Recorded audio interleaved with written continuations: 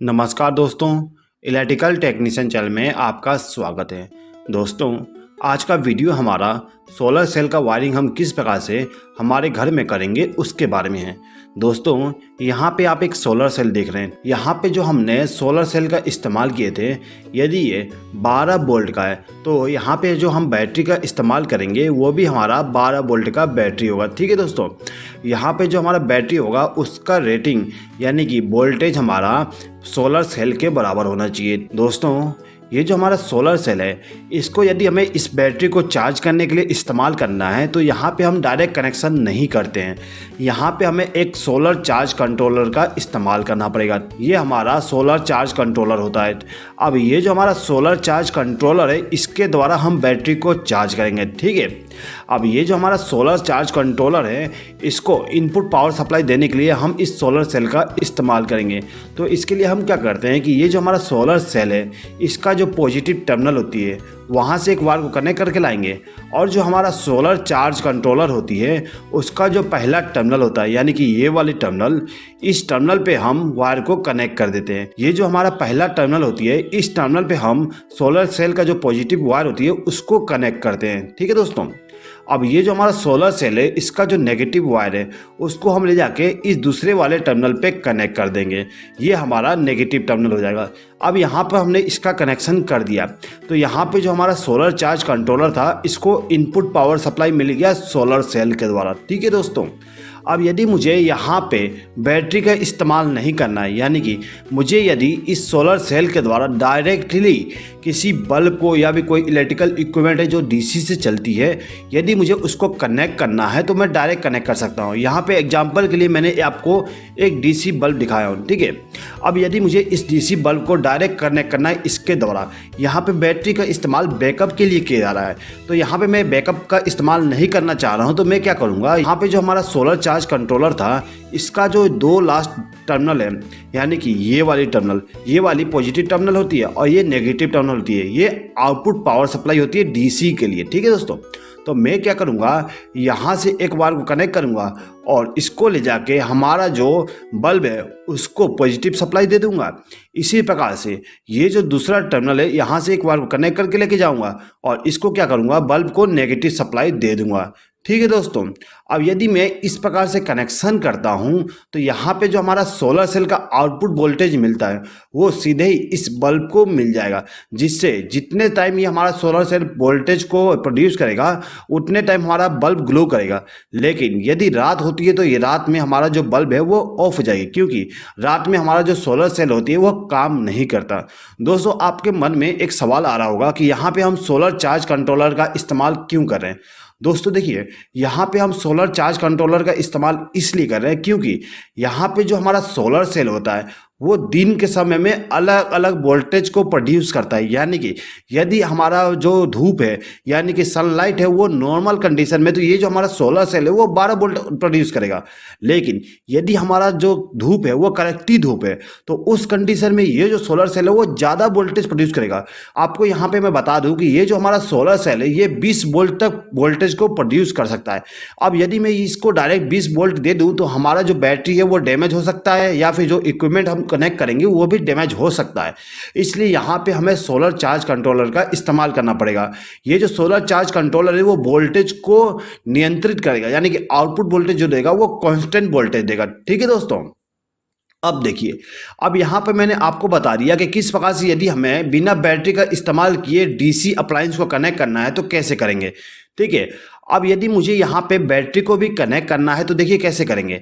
यहाँ पे जो बैटरी है उसको कनेक्शन करने के लिए हम क्या करेंगे, ये जो हमारा सोलर चार्ज कंट्रोलर है इसका जो तीसरा टर्मिनल है ये वाली, इस टर्मिनल से हम एक वायर को कनेक्ट करके इसको ले जाके हमारा जो बैटरी है उसके पॉजिटिव टर्मिनल पे कनेक्ट कर देंगे, जिससे क्या होगा, जो हमारा पॉजिटिव सप्लाई है वो हमारे बैटरी में पहुंच जाएगी। ठीक है, अब ये जो हमारा 4th नंबर का टर्मिनल है ये हमारा नेगेटिव सप्लाई होती है। ठीक है, तो यहाँ से मैं एक वायर को कनेक्ट करके ले जाके हमारा जो बैटरी है उसको नेगेटिव सप्लाई दे दूंगा।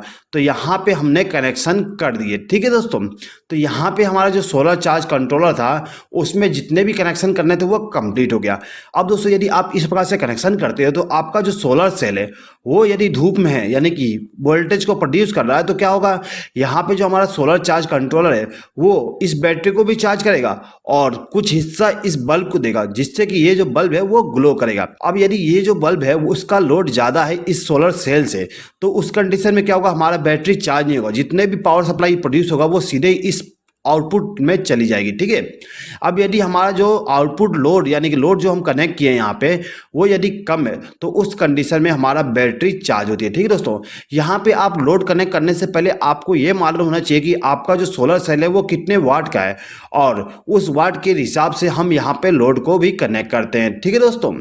अब दोस्तों देखिए, हमारे घर में डीसी अप्लायंस बहुत ही कम इस्तेमाल करते हैं। हमारे घरों में सबसे ज़्यादा तो एसी अप्लायंस होती है यानी कि एसी लोड होता है। ठीक है दोस्तों, तो यहाँ पे मैंने एग्जांपल के लिए एक पंखा और 2 एलईडी बल्ब ले लिया हूँ। ठीक है दोस्तों। दोस्तों देखिए, ये जो हमारा पंखा और 2 एलईडी बल्ब है इसको चालू और बंद करने के लिए यहाँ पे मैं एक स्विच बोर्ड का इस्तेमाल करूँगा। तो ये हमारा स्विच बोर्ड हो जाएगा। ठीक है दोस्तों, इसी स्विच बोर्ड के द्वारा हम इनको कंट्रोल करेंगे।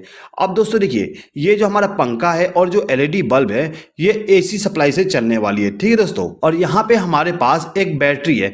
आपको मालूम ही होगा बैटरी डीसी सप्लाई देता है, तो यहाँ पे हमें डीसी सप्लाई को एसी में कन्वर्ट करना पड़ेगा। तो एसी में कन्वर्ट करने के लिए यहाँ पर हम एक इन्वर्टर का इस्तेमाल करेंगे। ठीक है दोस्तों, तो ये हमारा इन्वर्टर हो जाएगा। इसके द्वारा हम डीसी सप्लाई को एसी में कन्वर्ट करेंगे। तो ये जो हमारा इन्वर्टर है वो सिंपल इन्वर्टर है। ठीक है, यहाँ पे आपको सोलर इन्वर्टर भी मिल जाएगा। यदि आप सोलर इन्वर्टर का इस्तेमाल कर रहे हैं तो आपको ये सोलर चार्ज कंट्रोलर का इस्तेमाल करने की जरूरत नहीं पड़ता है। ठीक है दोस्तों, यहाँ पर मैंने नॉर्मल इन्वर्टर का इस्तेमाल किया, इसलिए आपको सोलर चार्ज कंट्रोलर का इस्तेमाल करना पड़ेगा। दोस्तों ये जो हमारा इन्वर्टर है इसमें आपको 3 केबल दिख रहे होंगे। एक तो ये रेड वाला केबल, दूसरा ये ब्लैक वाली, और ये एक इनपुट पावर सप्लाई के लिए केबल होता है। ठीक है, तो कुल मिला के इन्वर्टर में 3 केबल है। अब ये जो हमारा इन्वर्टर का रेड केबल है इस केबल को हमें बैटरी के पॉजिटिव टर्मिनल के साथ कनेक्ट करना होता है। तो यहाँ पर हमने इसको कनेक्ट कर दिया। अब ये जो ब्लैक केबल है इसको हम बैटरी के नेगेटिव टर्मिनल के साथ कनेक्ट कर देंगे। ठीक है, जिससे क्या होगा, हमारा जो इन्वर्टर है उसको इनपुट पावर सप्लाई बैटरी के द्वारा मिल जाएगा। अब हमारा जो इन्वर्टर था उसको हमने इनपुट पावर सप्लाई दे दिया बैटरी के द्वारा। दोस्तों ये जो हमारा इन्वर्टर है वो आउटपुट पावर सप्लाई इस सॉकेट में देता है। अब यदि मुझे इस लोड को इस इन्वर्टर के साथ कनेक्ट करना है तो यहाँ से हमें पावर सप्लाई लेना पड़ेगा। तो यहाँ से पावर सप्लाई लेने के लिए मैं एक प्लग टॉप का इस्तेमाल करूँगा। ठीक है दोस्तों, ये हमारा प्लग टॉप हो जाएगा। अब इस प्लग टॉप के द्वारा ही हम इस अप्लायंस को कनेक्ट करेंगे। दोस्तों ये जो हमारा फैन और बल्ब है इनको हम डायरेक्ट पावर सप्लाई यहाँ से ले जाके कनेक्ट नहीं करेंगे, क्योंकि ये जो हमारा अप्लायंस है उसको कंट्रोल करने के लिए यहाँ पर हमने एक स्विच बोर्ड का इस्तेमाल किए थे।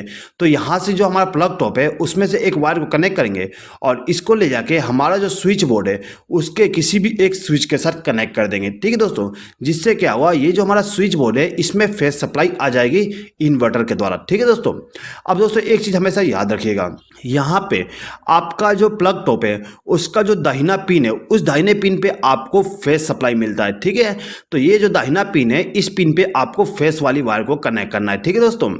अब यहाँ पर मैंने इस स्विच बोर्ड में ये जो हमारा स्विच है इसको इनपुट पावर सप्लाई मिल गया।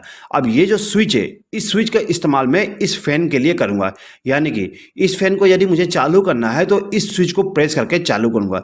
लेकिन ये जो हमारा फैन है इसके स्पीड को भी मुझे कंट्रोल करना है, तो उसके लिए मैंने यहाँ पे एक रेगुलेटर लगाया हूँ। तो इस फैन को कंट्रोल करने के लिए रेगुलेटर का भी इस्तेमाल करूँगा। ठीक है दोस्तों। तो दोस्तों इसके लिए मैं क्या करूँगा, ये जो हमारा स्विच है इसके आउटपुट टर्मिनल से एक वायर को कनेक्ट करूँगा और इसको ले जाके हमारा जो रेगुलेटर है उसको इनपुट पावर सप्लाई दे दूंगा। दोस्तों ये जो हमारा रेगुलेटर है इसके आउटपुट टर्मिनल से एक वायर को कनेक्ट करूंगा और इसको ले जाके हमारा जो फैन है उसको इनपुट पावर सप्लाई दे दूंगा, यानी कि फेस सप्लाई दे दूंगा। दोस्तों ये जो हमारा फैन होता है उसके बीच में एक कैपेसिटर को भी कनेक्ट करते हैं। दोस्तों यदि आप जानना चाहते हैं कि किस प्रकार से हम फैन का वायरिंग करते हैं तो उसके लिए मैंने एक वीडियो बनाया था। उस वीडियो में बहुत ही अच्छे तरीके से एक्सप्लेन किया था कि किस प्रकार से हम फैन का वायरिंग करते हैं। दोस्तों यदि आप उस वीडियो को देखना चाहते हैं तो उसका लिंक मैंने डिस्क्रिप्शन में दे दिया हूं, आप वहां पे क्लिक करके उसको देख सकते हैं। ठीक है दोस्तों, चलिए आगे बढ़ते हैं। अब दोस्तों देखिए, ये जो मेरा सॉकेट है इसको कंट्रोल करने के लिए मैं इस स्विच का इस्तेमाल करूंगा। ठीक है, तो इस स्विच को इनपुट पावर सप्लाई देने के लिए मैं क्या करूंगा, यहां से एक वायर को लूप करके इस स्विच को इनपुट पावर सप्लाई दे दूंगा।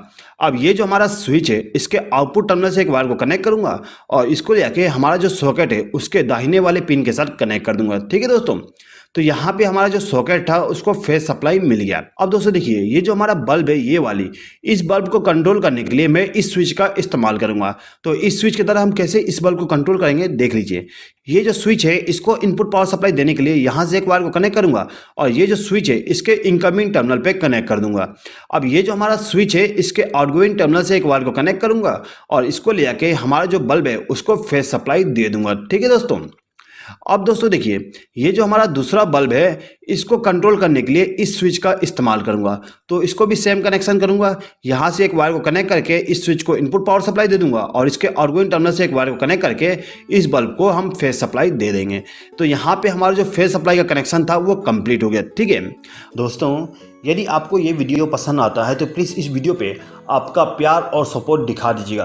दोस्तों, प्यार के लिए इस वीडियो पे लाइक कर दीजिएगा और सपोर्ट के लिए एक प्यारा सा कमेंट कर दीजिएगा। दोस्तों, आपके लाइक और कमेंट ही मुझे इंस्पायर करते हैं कि आपके लिए और भी अच्छे अच्छे वीडियो बनाऊं। तो प्लीज़ लव और सपोर्ट दिखाने के लिए ना भूलिएगा। ठीक है दोस्तों, चलिए आगे बढ़ते हैं। अब हमें क्या करना है, न्यूट्रल सप्लाई का कनेक्शन करना है। न्यूट्रल सप्लाई का कनेक्शन करने के लिए ये जो हमारा प्लग टॉप है इसका जो लेफ्ट हैंड साइड वाली पिन है ये वाली, ठीक है, इस पिन के साथ हम क्या करेंगे, एक वायर को कनेक्ट करेंगे और इसको ले जाके हमारा जो सॉकेट है इस सॉकेट के बाएं वाले पिन में कनेक्ट कर देंगे। ये जो लेफ्ट हैंड वाली पिन है वो हमारा न्यूट्रल सप्लाई के लिए हो जाएगी। अब यहाँ पे हमारा जो लोड था उनको भी न्यूट्रल सप्लाई देना है। तो इनको न्यूट्रल सप्लाई देने के लिए मैं यहाँ से एक वायर को लूप करूँगा और इसको ले जाके हमारा जो फैन है उसको न्यूट्रल सप्लाई दे दूंगा। ठीक है दोस्तों, अब यहाँ पे जो हमारा बल्ब है उनको भी न्यूट्रल सप्लाई देना है। तो उसके लिए यहाँ से एक वायर को लूप करूंगा और इन दोनों बल्ब को न्यूट्रल सप्लाई दे दूंगा। अब दोस्तों देखिए, ये जो हमारा सॉकेट है इस सॉकेट में एक और पिन दिख रहा हुआ है, ये मोटा वाला पिन। इस मोटे पिन में हमें अर्थ कनेक्ट करना होता है। तो यहाँ से मैंने एक वायर को कनेक्ट करके लाया और इसको इस टर्मिनल पे कनेक्ट कर दिया। दोस्तों, ये जो वायर है वो अर्थिंग के द्वारा कनेक्ट हो रही है।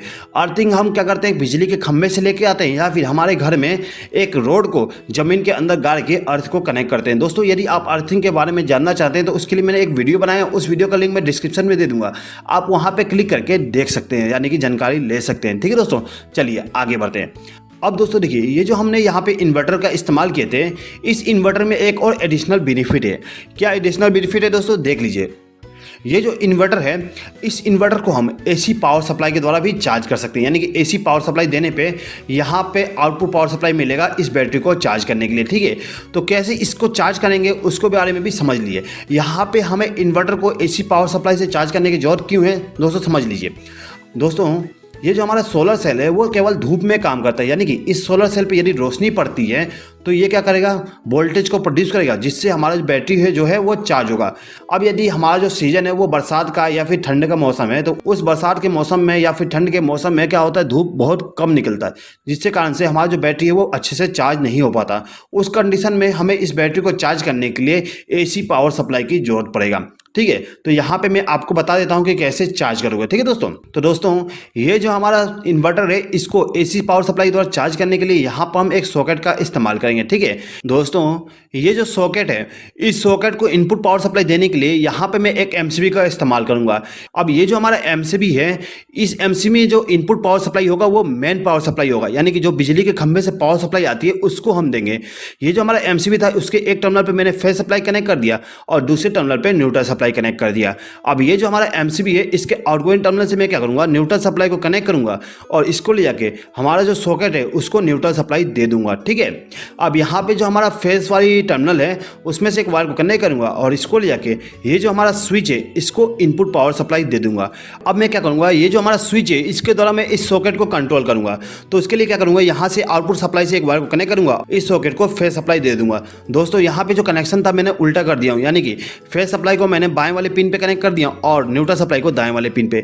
यहाँ पे मैंने कनेक्शन इसलिए उल्टा किया क्योंकि यहाँ पे मुझे प्लग टॉप का भी कनेक्शन दिखाना है। अब यहाँ पे मैं प्लग टॉप को लेके आऊँगा तो यहाँ पे वायरिंग जो जो है वो उसको अच्छे तरीके से शो नहीं कर पाऊंगा, इसलिए मैंने यहाँ पे कनेक्शन को थोड़ा उल्टा दिखा दिया। ठीक है, इससे कोई प्रॉब्लम नहीं होता, लेकिन कनेक्शन आप सही करिएगा। ठीक है दोस्तों, अब दोस्तों देखिए, ये जो हमारा सॉकेट है, इस सॉकेट का जो मोटा वाला पिन होता है, मोटे वाले पिन पे हमें अर्थ को कनेक्ट करना होता है। तो उसके लिए मैं क्या करूँगा, यहाँ से एक वायर को कनेक्ट करूँगा और इसको ले आके इस मोटे वाले पिन के साथ कनेक्ट कर दूंगा, जिससे क्या होगा, इस मोटे वाले पिन को अर्थ मिल जाएगा। ठीक है दोस्तों, तो यहाँ पे हमारा जो पावर सॉकेट था उसका कनेक्शन कंप्लीट हो गया है। अब मुझे क्या करना है, इस सॉकेट के द्वारा इस इन्वर्टर को इनपुट पावर सप्लाई देना है, यानी कि चार्जिंग के लिए इनपुट पावर सप्लाई देना है। तो उसके लिए मैं क्या करूँगा, यहाँ पे एक प्लग टॉप का इस्तेमाल करूँगा। इस प्लग टॉप के द्वारा मैं इसको इनपुट पावर सप्लाई दूंगा। अब दोस्तों देखिए, ये जो केबल है, यानी कि चार्जिंग वाली जो केबल है, उस केबल को मैं क्या करता हूँ, एक वायर को कनेक्ट करके लाऊंगा और इस प्लग टॉप के साथ कनेक्शन कर दूंगा। दोस्तों यहाँ पे मैं प्लग टॉप का कनेक्शन आपको एक्सप्लेन नहीं करूंगा, क्योंकि आपको प्लग टॉप का कनेक्शन आता ही होगा। दोस्तों यहाँ पे जो हमारा वायरिंग था वो कंप्लीट हो गया। दोस्तों यहाँ पे एक चीज़ समझ लीजिए, दोस्तों ये जो हमारा सॉकेट है उसको हमेशा चालू करके ना रखिएगा।